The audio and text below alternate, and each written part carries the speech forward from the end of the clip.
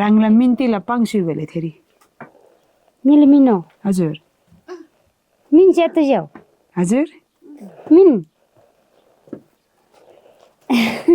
मिला मिनी तनामा पिरिमाया तानामा पिरिमाया बिरिमा बिरिमाया बिरिमाया हजुर बिरिमाया तामाङ दमङ तामाङ तामाङ तिल रुई रुई रुई ए थोकर थोकर होइन डिम्डुङ डिमदुङ ओहो म गोले खोले डिमदुङ गोले बल बज्यू दाजुभाइ हुन्छ ए अनि म बहिनी पर्यो लाज नमान्नु हामी यस्तो घाँस काट्छ वस्तुलाई दिन्छ होइन घरमा खाना पकाउँछ घरको काम हेर्छ छोराछोरीलाई सहयोग गर्छ सबै घरको काम गर्ने घरमा जम्मै काम हामी गर्ने त्यो सबै काम गरेर सबैलाई सहयोग गर्न हामीलाई लाज नहुने अनि अलिकति बोल्न पर्यो भने कुरा गर्न पर्यो भने किन लाज मान्ने लाज मान्नु हुँदैन यो लाज भनेको कुरा नि हामी महिलाहरूलाई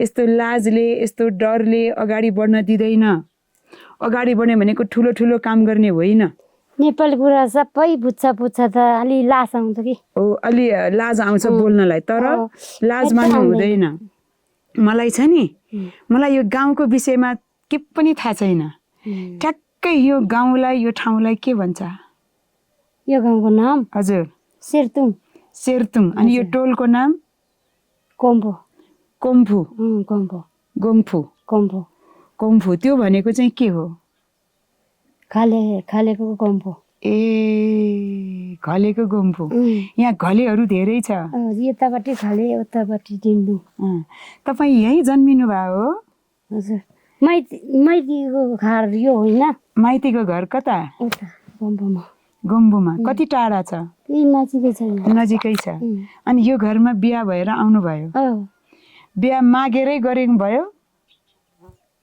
मागेरै विवाह भयो कति वर्षमा विवाह भयो एक लेगोर 7 वर्ष एक लेकोर 7 वर्ष भनेको 17 वर्ष 17 वर्षमा बिहा भयो अनि श्रीमान कति वर्षको बिहा हुँदा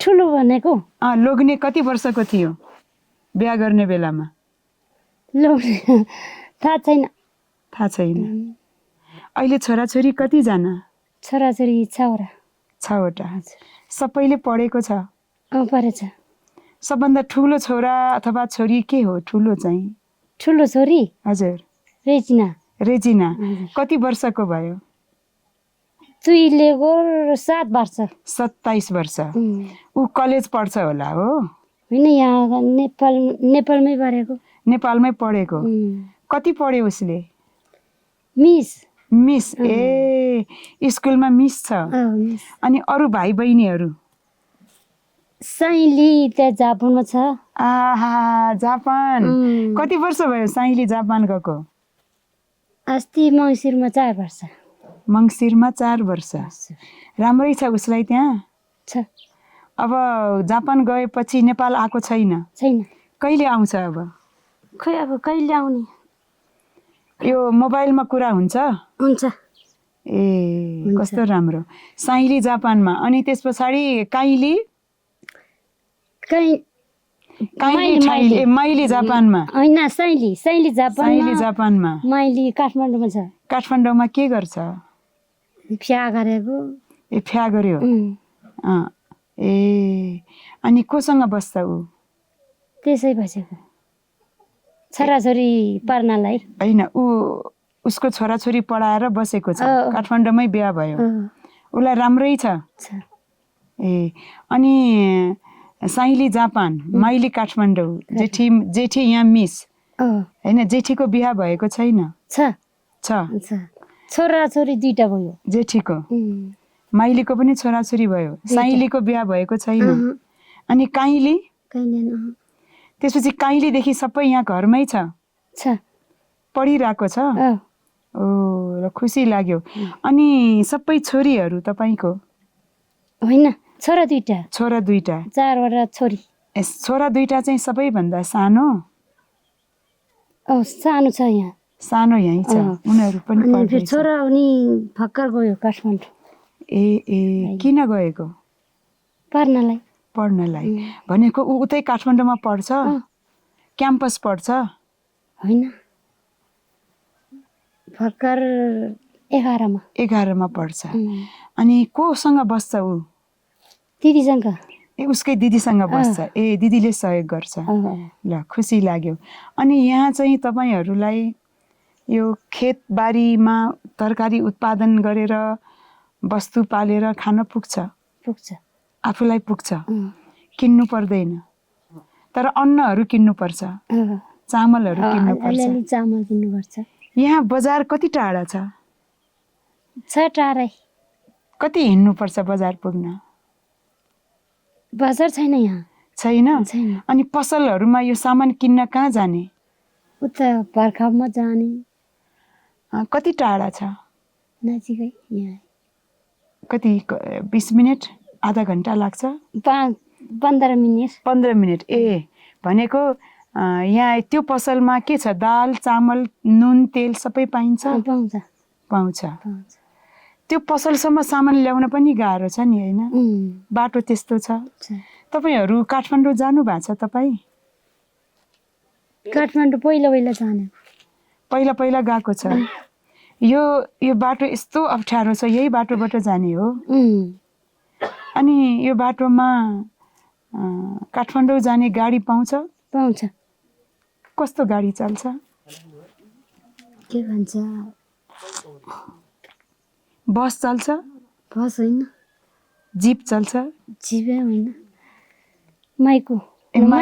माइक्रो होइन? माइक्रो होइन। के भन्छ? मिनी टाटाहरू? मुस्ताङ। ए मुस्ताङ गाडी चल्छ। ओ यहाँबाट धादिङ बेसीसम्म जान कति पैसा लिन्छ? पैसा काठमाडौँमा 1500। यहाँबाट काठमाडौँ जान 1500। त्यो एउटै गाडीले पुर्याउँछ? पुर्याउँछ। अनि भनेको बेलामा गाडी पाइन्छ? पाउँछ। अलि पर्खिनु पर्छ कि? पाउँछ। अलि पर्खिनु पर्छ कि पालो?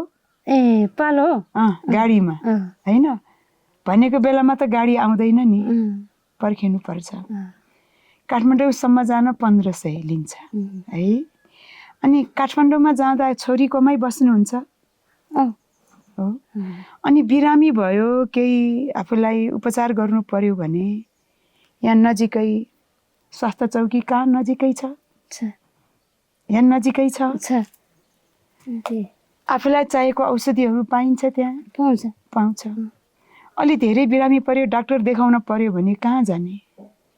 ठुलो रोगले?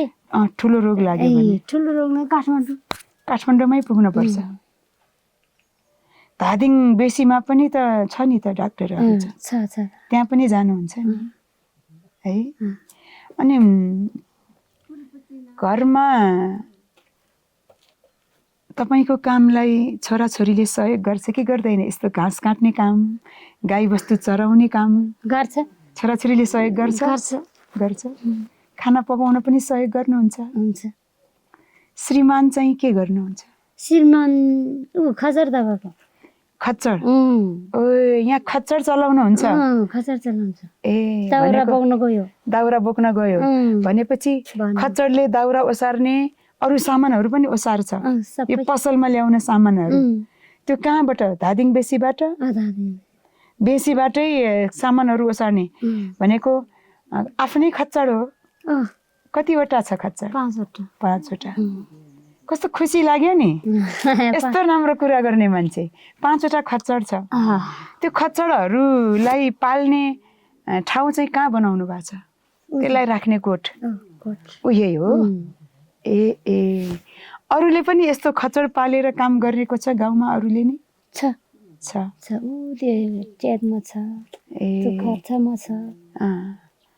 यो गाई बस्तु खच्चरलाई चराउने यहाँ खर्क कति टाढा छ? टाढै छ, माथि पुग्छ। माथि पुग्नुपर्छ है? यहाँतिर 7 बजेमा हिँड्ने भने त्यहाँ 5 बजेमा पुग्छ। 5 बजेमा पुग्छ। खच्चर मात्रै छ कि घोडा पनि पाल्नु भएको छ? घोडा पनि छ? छैन, खच्चर मात्रै। खच्चर अनि गाई छ। गाई कतिवटा छ? गाई 5वटा। 5वटा। बाख्रा कति छ? 7वटा। अनि गाईले दिने दुध गाउँमा बेच्नुहुन्छ कि आफू मात्रै खाने? आफू मात्रै खाने। आफूलाई मात्रै पुग्छ? थोरै आउँछ। थोरै आउँछ।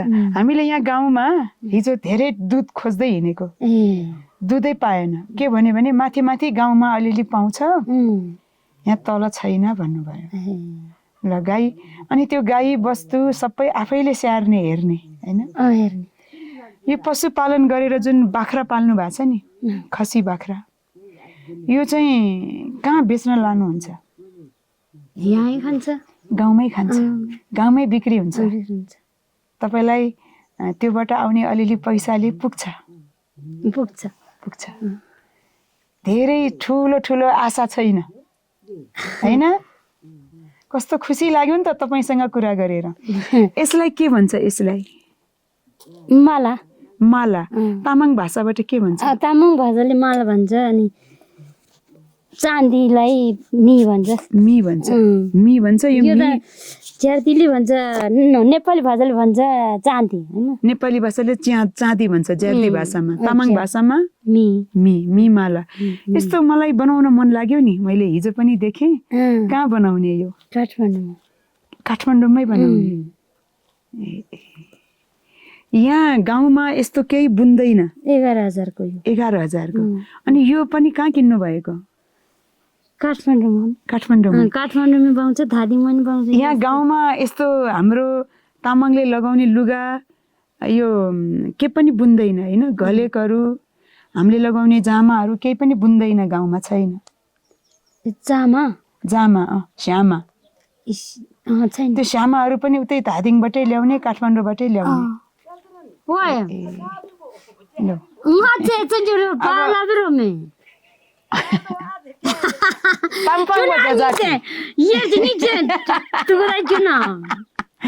अब धरेम कान्दाई बा बेला चाची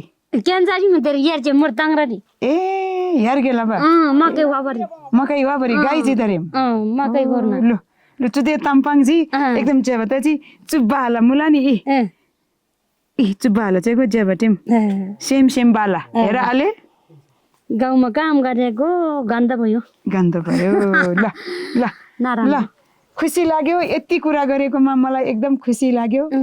कति वर्ष उमेर भयो तपाईँ? 4 लेगोर 6 वर्ष। 4 लेगोर 6 वर्ष 46 वर्ष। बुढी भएको छैन, यत्रो काम गरेको चाहिँ कहाँ बुढी हुन्छ? छोराछोरी 6वटा छ अनि बुढी भयो नि। कस्तो खुसी लाग्यो। म पनि तपाईँको छोरी, म बल डिमदुङ र बल स्वागे दाजुभाइ पर्छ। जेठो छोरो लाउरे। कहाँको लाउरे? नेपालमा। नेपालको लाउरे। कुन ठाउँमा छ ऊ अहिले? चितवनमा। अब यो अहिले के बनाउन लागेको? ध्यानजार भन्छ। हजुर ध्यानजार, सानो घर बनाउने। अनि यो घरले पुगेन अनि यो बनाउने? ल फन्द्रा राख्ने, दाउरा राख्ने सामानहरू। अनि यो ढुङ्गाहरू कहाँबाट ल्यायो त? सबै उताबाट आफैले बोकेर? होइन, खच्चरले बोकेर। ममलाई जुकाले खाएछ? जुकाले खाएछ मम? छिप्रे भएर ए मम से लाबथे जम्मन मम से लाबा आज एकदम अन्ना दियारो आंगिन खिचब लाबा अरे मम ताजी दरेम ताबलर जा ल खुसी लाग्यो एकदम खुसी लाग्यो। यति कुरा गर्दा आनन्द आयो। गाउँको कुरा हैन? तपाई जन्मेको यही, बिहा भएको यही, यो गाउँ यस्तै छ कि परिवर्तन भयो? पहिला हेरी परिवर्तन भयो। अहिले घरमा धेरै मान्छे छैन, कहाँ गयो गाउँको मान्छे? कोही काठमाडौँ, कोही जापान, कोही विदेश, साउदी कतार। अनि यो गाउँमै बस्नुपर्छ भनेर भन्नुपर्छ नि त। पैसा चाहियो नि। गाउँमै काम गर्ने नि। तपाईले यस्तो घाँस काट्नु भयो, गाई बस्तु पाल्नु भयो, दुई छाक खान पुग्यो, अब पैसा धेरै किन चाहियो? पैसा चाहियो। दुःख बिरामी पर्दा अलिअलि पैसा चाहिन्छ, त्यसको लागि यहीँ काम गर्ने। होमस्टे हेर्नु त होमस्टे कस्तो चलेको छ होमस्टे चलाउने सरकारले बाटो बनाइदियो भने यहाँ अझ राम्रो चल्छ त्यही भएर तपाईँको सबै छोराछोरी अब जापान जाने गइसक्यो भएको छोराछोरीलाई यही काम गर यही गाउँमा रमाउनु पर्छ यही गाउँलाई राम्रो बनाउनु पर्छ म जन्मेको म हुर्केको गाउँ तिमीहरू पनि यहीँ जन्म्यौ यही गाउँलाई राम्रो बनाउनु पर्छ भनेर बस्नुपर्छ अब है गाउँमै अब यो घर बनाउनु छोराछोरीलाई यहीँ राख्नु हामी फेरि आउँछु तपाईसँग फेरि गफ गर्छु ल ल अहिले खुसी लाग्यो ल